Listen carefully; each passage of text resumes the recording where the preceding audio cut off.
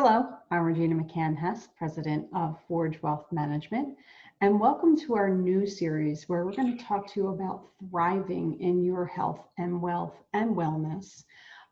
We are talking to each other and trying to help each other through this time period, and we were discussing ways to help you, ways to help ourselves through this pandemic. So I've invited my friend Patty Burke on to help us with these conversations. We also have our other friend Meg McGinn, who's going to be our counterpart. And we're going to have all sorts of different conversations to help you help yourself through the pandemic. So Patty, do you want to remind everyone, who you are, your background, how you can help people essentially? Sure. Well, I'm excited to join the series.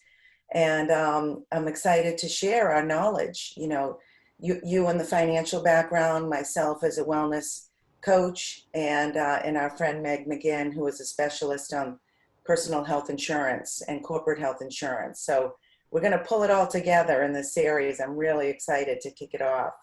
So I am a certified health and life coach and transformational coach. So, I help people make long-term habit changes, help them to implement healthy lifestyle habits through, people who are interested in losing weight. I help them to manage stress, reduce the risk of disease. And I do that through self-care techniques, stress management, essential nutrition, fitness motivation techniques, and mindset techniques. So it's it's a work in progress for people. I help them to set goals and then align their actions in order to achieve those goals. I'm also a co-founder of Whole Health, and we are a corporate wellness company. We help to support the health and well-being of employees, and we serve mid-sized corporations through the Philadelphia area and nationally. And we really help to optimize employee physical and emotional well-being and help them to optimize their work-life balance. So that's what I do in a nutshell. And major need for that type of assistance right now. It is really hard out there, hard in the house to, keep your focus on your job while also keeping your focus on your family. And then of course, as women, it's always us last. Are we taking care of ourselves? Are we focusing on ourselves? What can we do to help ourselves through this? We've had conversations about that. We're always the last one. Like we take care of everybody else, and then we're out of steam by the time it comes to us. So I see that with a lot of my clients, my individual women, especially who are moms or even entering midlife, like my age. We sort of are conditioned to take on everybody else's burdens. And then what happens is we tend to put our own health and wellness on the back burner. Yeah. So we really kind of need to pay attention to that right now. This is a wake-up call because everything is turning upside down. And that's what we're talking about today. The effects of COVID, the challenges of change in our lives. And we really want to talk about strategies today for up-leveling your health during these days of COVID. Yeah, tell us more about that. Definitely share some your thoughts and ideas behind that. We are in desperate need of your guidance. Well, let's face it, these are not normal times. We're all being stretched into a new mode of living and being.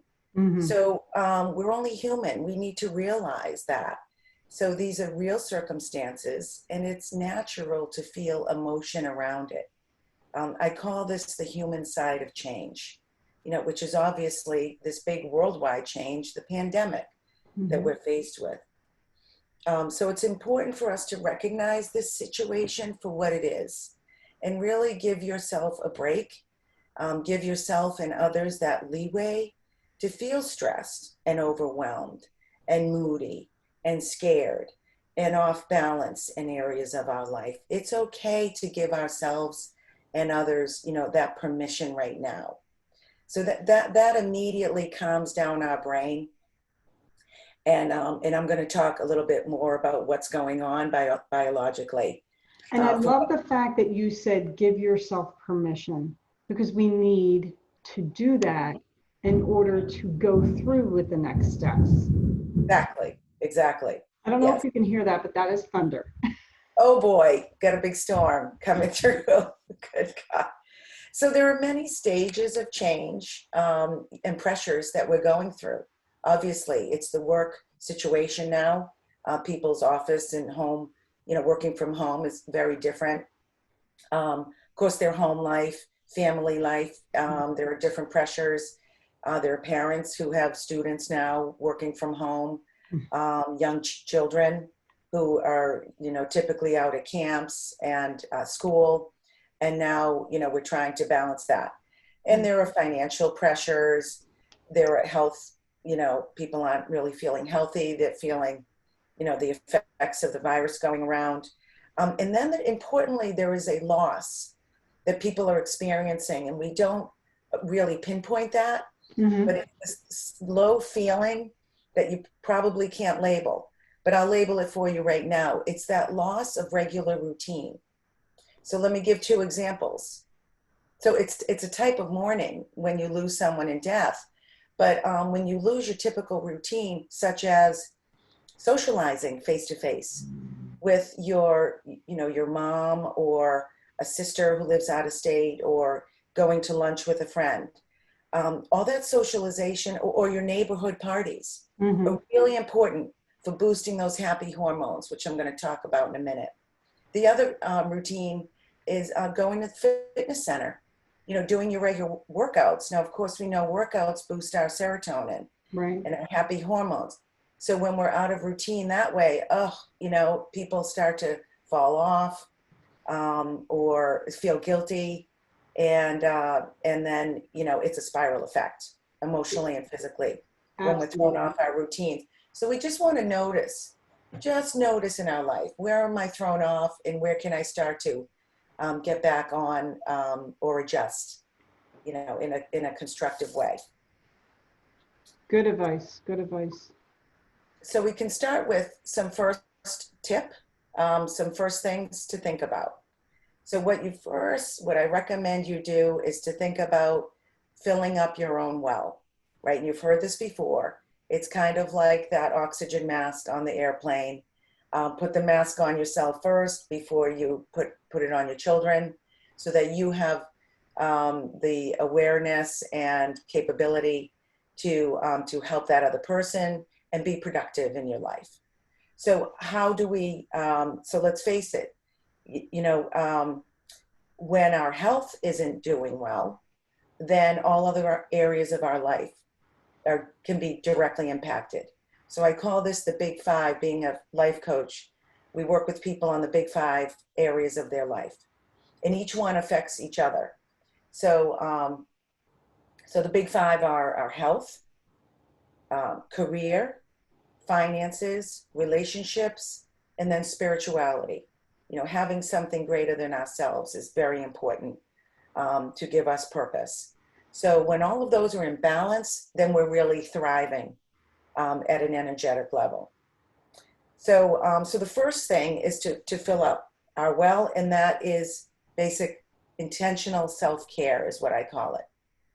So self-care is taking care of yourself, your soul, your body, through intentional activities, that enhance your mood, energy, productivity, and overall well-being. Yeah, so that's self-care. key. That's really key, especially during this pandemic and quarantine. The quarantine has been, I think, like debilitating in so many ways. And everyone has gone through different evolutions of how they're handling it, how, the highs and the lows of it.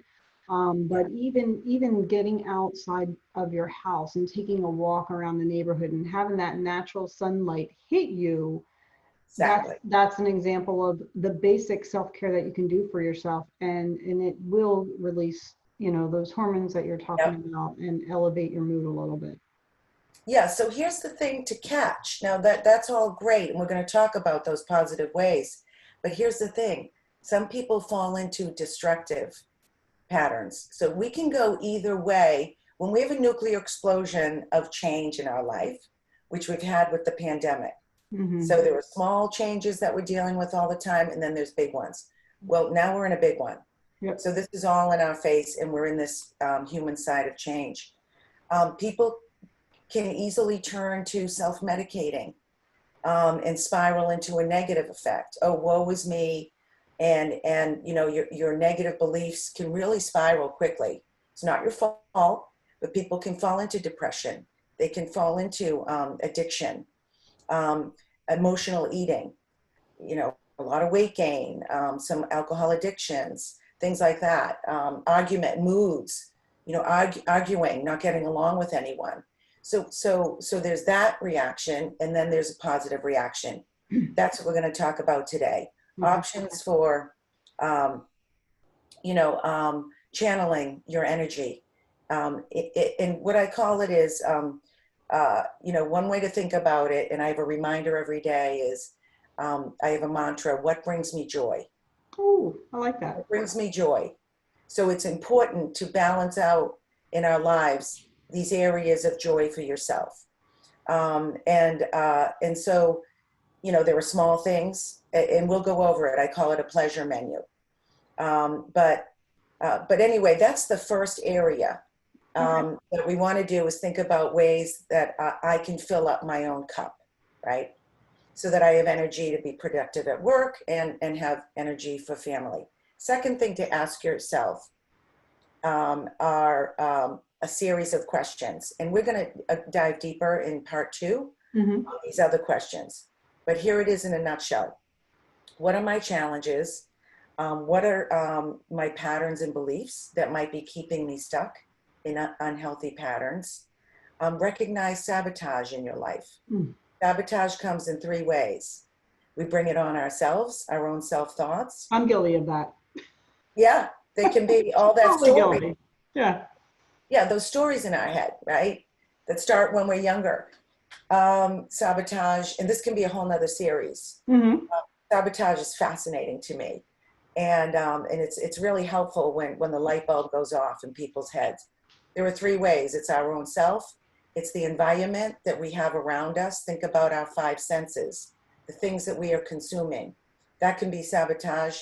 And then the people around us can have a sabotaging effect. That can keep us stuck in our patterns and not help us to break free into healthy habits. Also, prioritization is important. And the big one is long-term habit change. How do I maintain healthy habits every day that are in alignment with my health goals? We're going to be touching on that a lot during this series. Good. So because we can all, I know I need to hear that. I know I need to learn better ways to be more productive long-term, because as an American, I like that instant gratification. And when you're trying to make change, it's not. It's very small, slow steps, and having a guide for that would be wonderful. Yeah, it's due to our total environment. Just with food choices, when we go to a restaurant, we have to work hard to find those natural and healthy ones. Yeah. Or there's a quick grab and go. And we really have to pay attention, because in this American society, unfortunately, we do have a lot of distractions, ways to take our eye off the ball of our own health. Yeah.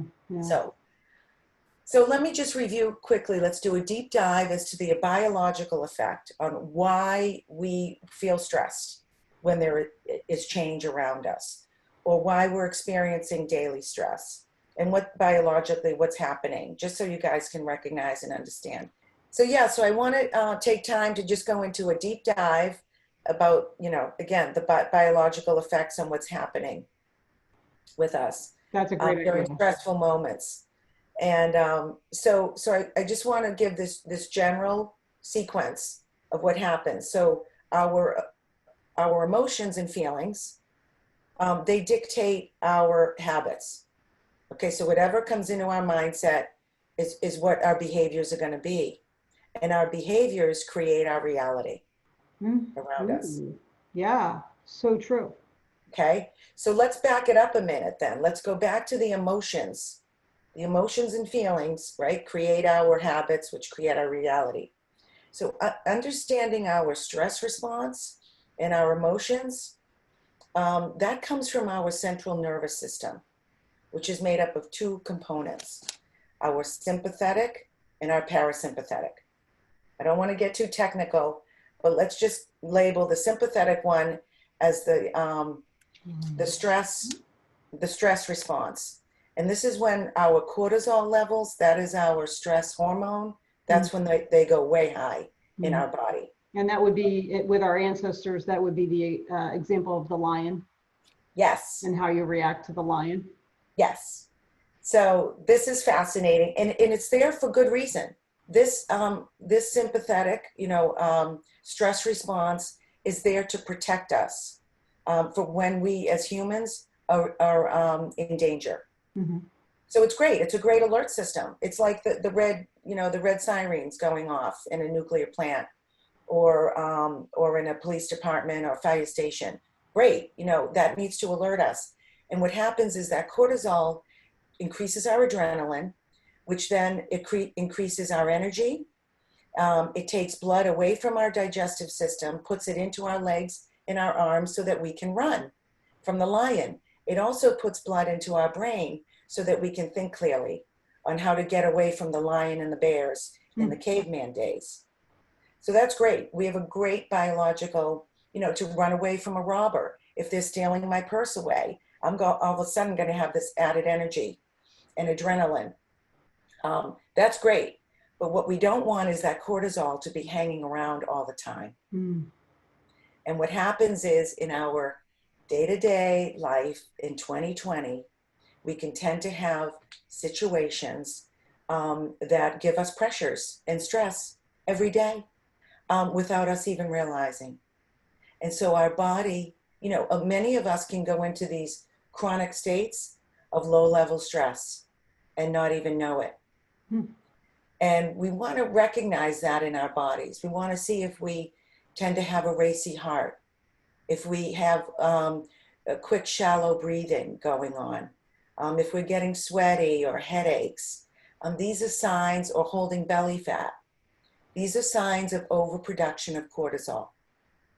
And so we're developing then a biological stress response that we want to work on, and we want to break that, because our body doesn't recognize whether it's the lion chasing us or our boss yelling at us. Yeah, or that's fascinating. It's really crazy. The other side of our nervous system is the parasympathetic. So that's the rest and digest. And that's when our serotonin levels are increased. Those are our happy hormones. Okay, so we like this. We like this one. We want to be able to induce our parasympathetic as often as possible, right?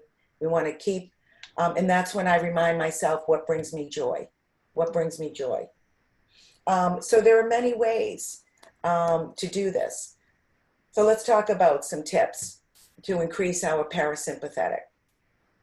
First of all, when you're in the moment of a stressful emotion, we want to take some deep breaths.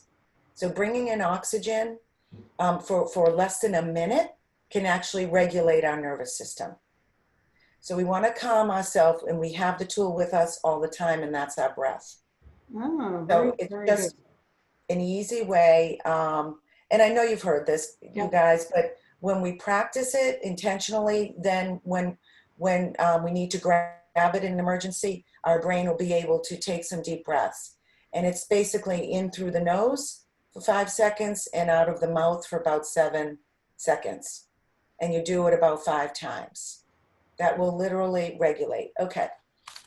Another way is to recognize that fear is going on. And we want to recognize, how am I reacting? Am I responding or am I impulsively reacting? Yeah. So allowing yourself, and that's what the breath can do, is allow your brain to actually respond and not be impulsive. Yeah, Um, and that comes into play in so many areas of your life that you can use that. yeah, yeah, for sure. We want to be able to give ourselves permission to give ourselves a minute or two to collect our thoughts. I call these moments of silence. It's okay. Some people think that I always have to be busy and in order to be productive. In Mhm. coaching, we coach the opposite. Right, right. You don't always have to be busy and moving in order to be productive. And sometimes when you're constantly busy, then you're not being efficient. So you have to Yes. learn how to be more efficient than busy. And I struggle with that myself. I'm Sure. definitely a abuser of being busy. And I've had to work very hard on switching that to being productive. Yeah, and it's this syndrome, which is a blessing and a curse. People who are achievers, that's fine. We can have nice goal setting and be achievers. We just don't want to burn out our bodies Right. and our brains. And our brains. Yes, absolutely. Absolutely. Great So, advice. so a couple other tips for bringing in these positive feelings of joy, bringing in that parasympathetic. Think about your time management. So it's in these areas, times when we can step back and think about options.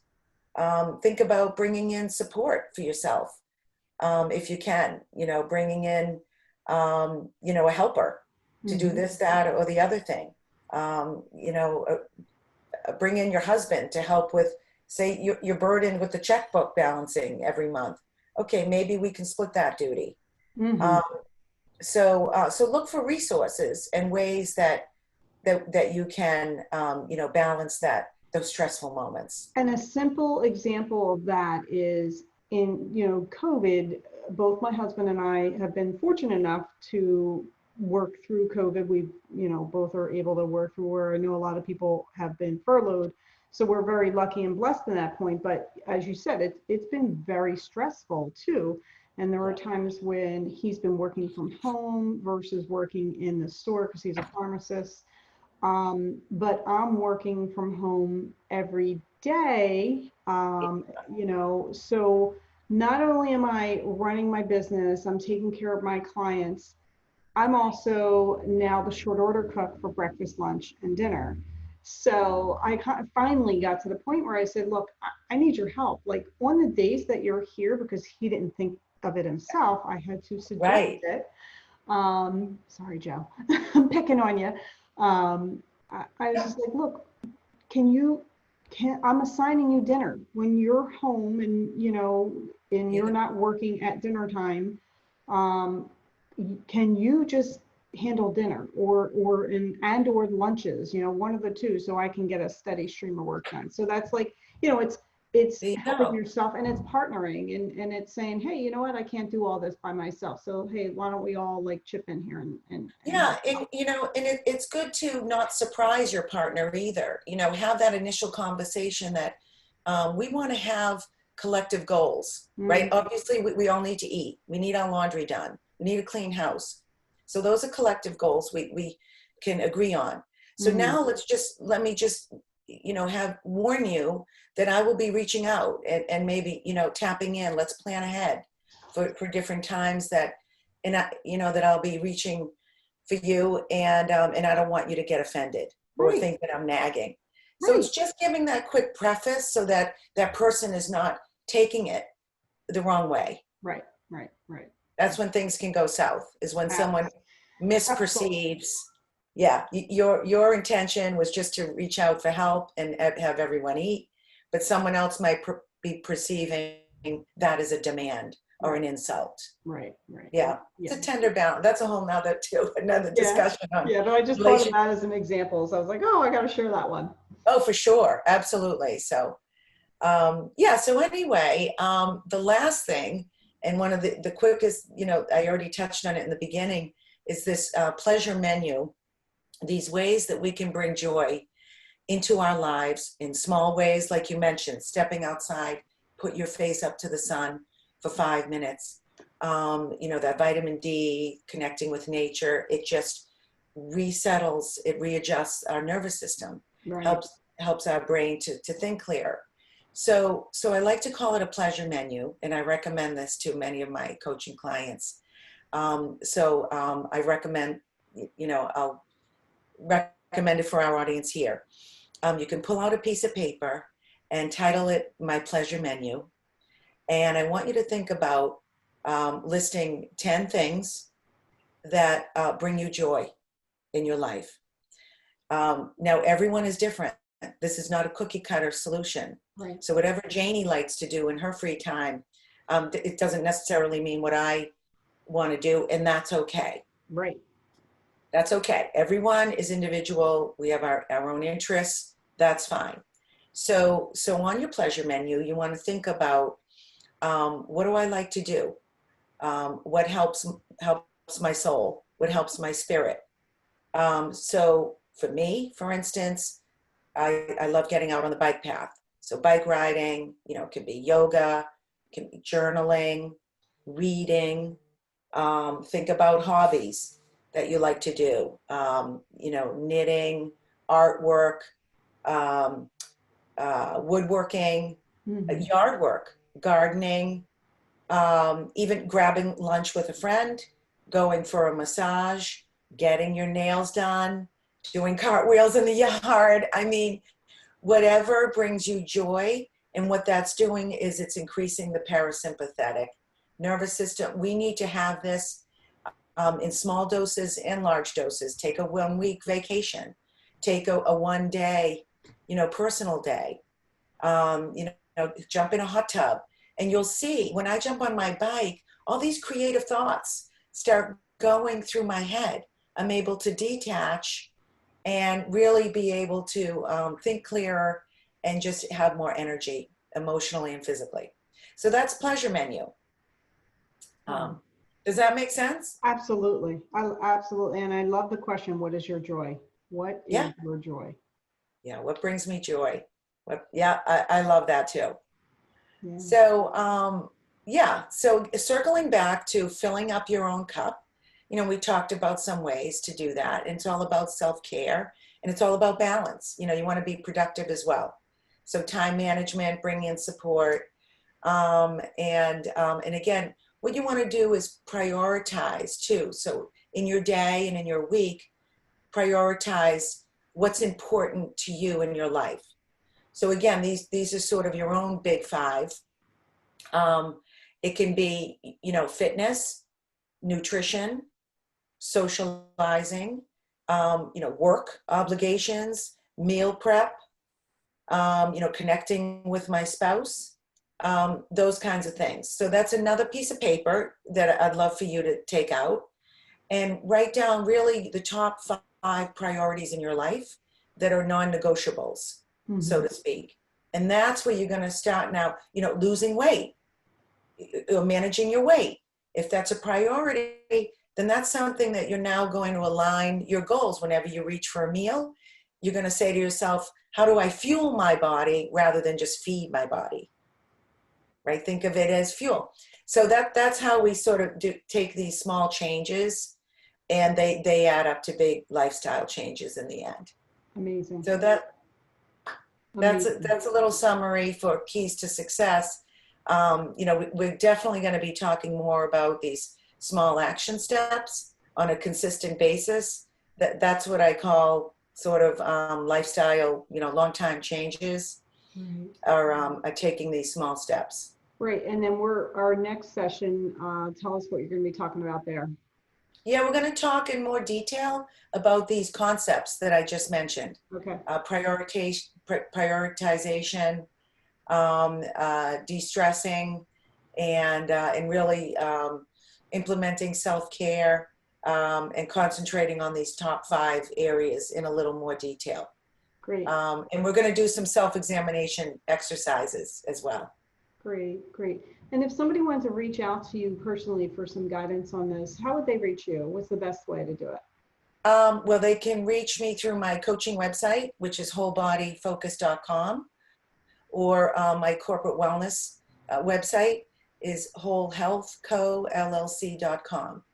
Awesome. And I'm based out of the Philly area and the Boston area. Great, great, great. Yeah. Well, thank you very much. All incredible information. Right. And, you know, we can all use a few of those tips to take care of our own selves. I want to thank everyone else for joining us and listening in on our first Thriving in Health and Wealth. We are going to continue this series, and we're going to have Patty back on the next session, talking a little bit more in depth about some of the things we spoke about here.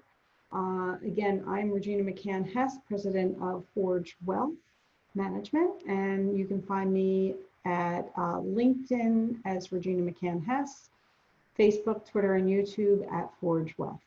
Thanks, and have a great day.